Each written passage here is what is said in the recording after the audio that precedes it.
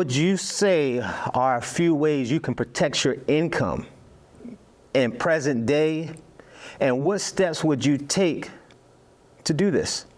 Well, there's a few ways to protect your income in present day. In present day, you can also have a living trust right now while you're alive. You can start a trust. I always say, don't try and do everything on your own. Contact an attorney. You want it done right, and you want all the protection that you can possibly receive.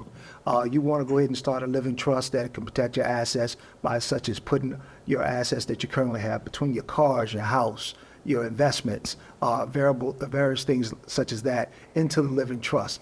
You want to go ahead and look at the way your investments are set up, that you have the correct beneficiaries. Be careful that you don't put a child as a beneficiary to your any investments, because when they're under 18, it goes to the next guardian over them. For instance, if you're going through a divorce, and now if that spouse that you're going through a divorce with, if they're under 18, they will be over those assets in the event of your demise or something happens to you. So be careful. Talk to an attorney, as always. Talk to your tax advisor. Use both of them to go through it with you and to make sure that you get the best protection as possible. Is there, in terms of a living trust, because I've heard about those, is there anything that you can't put in there? Anything that you can't put in there? Not necessarily. There are different laws in different states that will allow you to only put certain items in there. California has some very different laws, very different laws that will stop you from putting certain assets in there and offer different protection. Some of your easier states, Florida is a big retirement state, so they have some different things that they don't want in there as well. I don't want to go through a absorbent list because each state is different. Of course. So that's why I always say contact your attorney and make sure. And one last thing.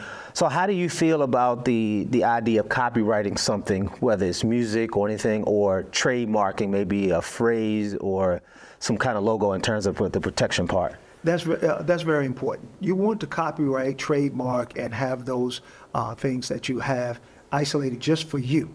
Now, be careful, because some trademarks and copyrights only attach just to the state that you're in. You have to go through a different way of copyrighting and trademark if you're going to do it across the country or across the world. Oh, wow. So again, you want to go ahead and contact an attorney for these different things. Right. When you're talking about trademarking a sign or a comment that you make, you want to go through that. I always go back to the infamous Nike story, Bo Jackson. And just really quick, the Just Do It came from Bo Jackson.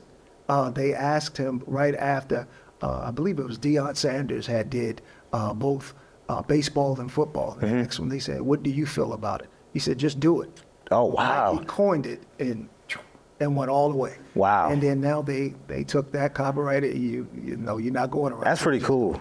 That's something so simple as that. So that's pretty cool. So if you enjoy this content, if you like it, please think to tap the like button below, subscribe, and share this video with people that you would think would be interested.